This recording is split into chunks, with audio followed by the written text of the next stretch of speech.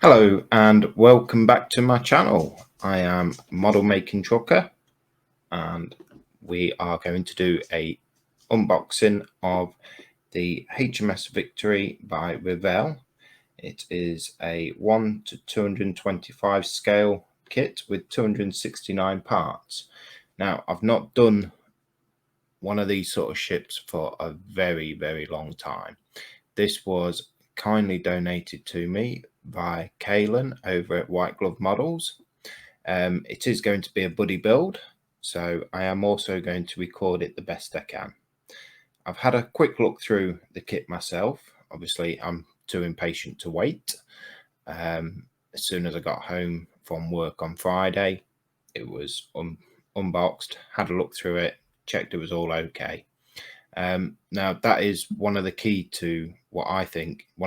to getting these kits is when you get them, open them up and check that all the parts are there, because I've had a couple where there's been missing parts, and sooner you can get that rectified the better. So just my piece of advice: as soon as you get a kit, it's an excuse to open it.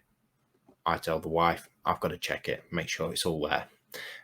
Sorry about the glare from the light on the actual box. It's a glossy box. I've only got a little table lamp light, so we will do the best we can. So here it is. We will open it up, get the sprues out and have a look. So here we are. First of all, we have one set of instructions. It is a booklet and it is in colour as well. So it gives you your colour call out. We're not going to stick so closely to this. There's lots of reference pictures and everything on HMS Victory, obviously with it still being around. So we're going to look through different reference pictures and see if we can get better colours. It is interesting to note now, I do know Revell like to mix their colours specifically.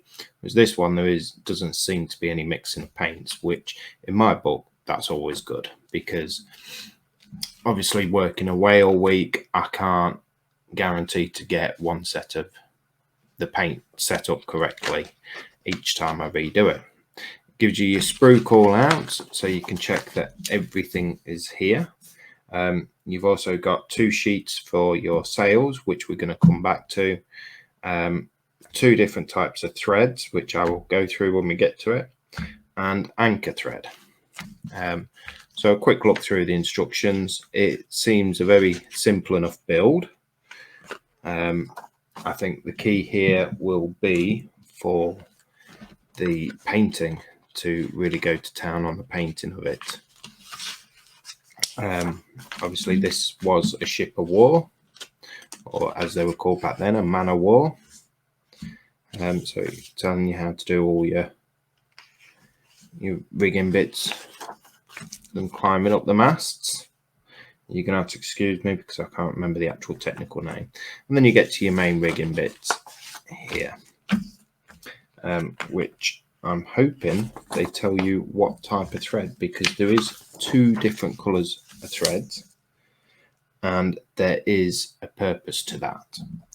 So your two types of threads, you've got a black and a browny goldeny colour. The reason for this is your black thread is to depict the rigging that didn't move. So these would be for the supports on the mast to hold them in place. Now the reason this is black is because they was covered in tar to stop them slipping, to keep them taut and everything like that. That's why they're black. And your brown one was for anything that moves. So for your sails, to pull your sails up, have them come down, your anchors. They're also used to open the cannon hot ports, where your cannons come out as well. So anything that moved is your brown thread. Anything that is a support or stationary is your black thread. So you got that for that. You've got how to do all your sails. Now I have asked my wife really nicely if she can actually make the sails out of cloth for me, out of fabric. And I'm also going to see if she can do the flags as well. But don't promise me on that one. Don't hold me to it. And then you've got your colour call out for your main hull sections. So that's your instructions. I don't think Revell do. No, so Revell doesn't actually do a information bit, giving you a bit of information on the ship. But there is a lot of information on the Victory online, YouTube. Obviously, she's a museum ship now, so you can actually go and see her and go on her when she's open. So let's have a quick look at the sprues. The first one I will come to, the two hull halves. Now there's a lot of detail here. You've got all your planking, wood planking and everything like this. Brilliant detail. Doesn't seem to be much or any flashing. There's a little bit on the back end there. Not a problem. So yes, two hull halves, which I'm not a big fan of having the hull in two halves, but it's a small enough kit. It's not a 1/1200 scale kit, so it's not small. It is just smaller than a 1/200 scale, but it's bigger than a 1/350. That's my excuse. It's not the world's biggest, but you know what? It's not a small kit. So yeah, you've got your detail, you've got your little hatches for your cannons to come out of. You got your wooden struts up here, you got your doorway in there, and you've got the front bow of the ship as well. And that is reiterated. It's nice that it goes all the way around the hull of the ship. You find some of them, especially on when you do battleships or the 1/200 Titanic's a prime one. When you get to the bottom of the hull, it loses that hull plating detail because of the mold, the way it's been molded. It's actually gone. When we come to doing this, we will look at these cannon ports, see if we can get a bit of thread just to imitate and show that they are being held up by rope.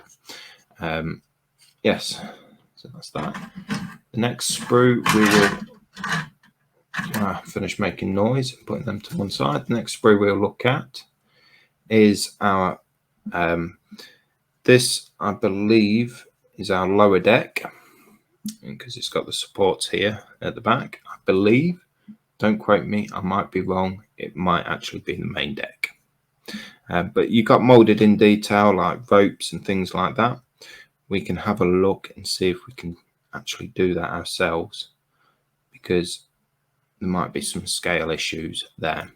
You then got your masts coming up here. You've got lifeboats.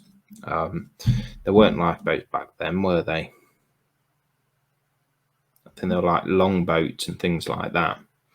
That, I believe, is to go on the front of the ship behind the front sticky out mast. You're gonna have to excuse me because I don't know the technical terms for all of this. You got your two lanterns to go on the back of the ship, and you got some ladders and whatnot in there. Again, it's a nice kit. There's a few issues at the back here that we're gonna have to address. Just here, that's very thicker plastic. Yeah, so there's a bit of work we can do to it, and we can change it and see what we can do to improve. I believe that was the main deck as well, actually. So this is the stern of the ship. So in this bit you'd have all your captain's cabin and things like that. You got some more, these are your yard arms for your sails. You got your cannons. You got the quarterdeck. Now, one thing that I have just noticed that I'm not overly impressed with, it's got a stamp, Revell Inc. 19, is that 69 or 59? Copyright stamp in the top there. I'm not too happy about that. we will address that and see what we can do. We'll certainly get rid of it, because the last thing I want to do is paint it all up and have Revell Ink 1969 stamped straight across the deck plate, the decking. There is a bit that's broken off here, so we will need to keep an eye out for that, because I believe it was in one of the hull halves that I've just tipped upside down. We'll come across it. Here we have the stand, the nameplate. You've got your longboats, captain's boats, and things like that. You've got the top of your anchors. Not seen the anchors just yet. You got some railing just here. I'm sure the anchors are about. Here is your lower deck. So this is your gun deck. What I'm possibly going to look at is cutting all of these off and seeing if I can change it. Do something different. Now these would look, this is one of the cannons that's fallen off. So if we look there, you see the little wheels on the bottom. All the cannons would be set up like that. The reason for this is when the ship's just sailing around, minding its own business, these gun ports will be closed. So the cannons would be in and these hatches will be covered. When it's going to battle, the hatches are pulled open and the cannons are pulled forward. When they're fired, the force of the projectile also forces the cannon back into the gun deck. And then that's where the reload, pat it down and everything. And then with ropes, again, they pull the cannon forward, sticking out, and they can fire. What I want to try and do is recreate that so that we've got some of these cannons halfway out, all the way back in, sticking out all the way, ready to go. So I'm going to look at having it in a state of battle. So we're going to try see if we can recreate all of these cannons to have wheels on, and I'm also going to try and put some of the rope round using the thread that we've got, put the rope round, see if we can recreate a bit of that. Here we've got some of the hatch covers. Again, we've got some molded in rope. Here you've got your ship's wheel. Again, there's two wheels. These two get stuck together. And then you'll have rope going round the center of that and down through the decking to the rudder.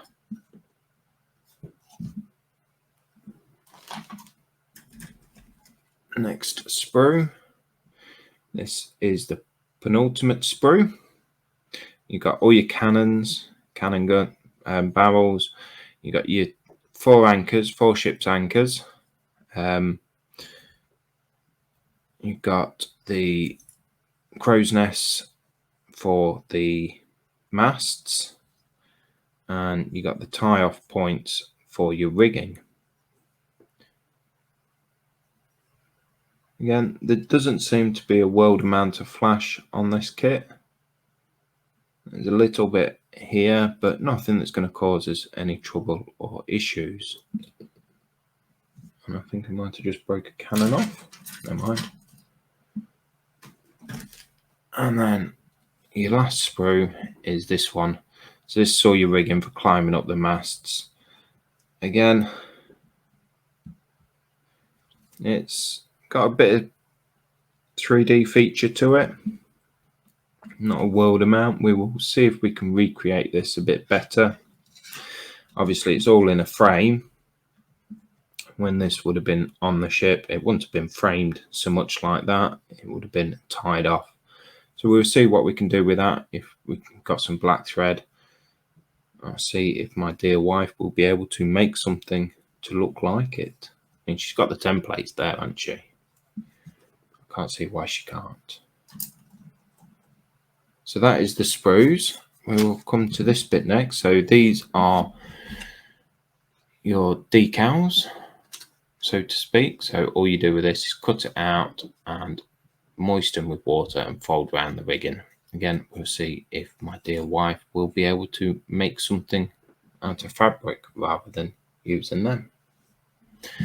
And then you've got your sails, which again, it's vacuum formed. Yeah, it is what it is. It's got the detail for the strengtheners and whatnot through the sails. You've got the option to have some of them up and majority of them down.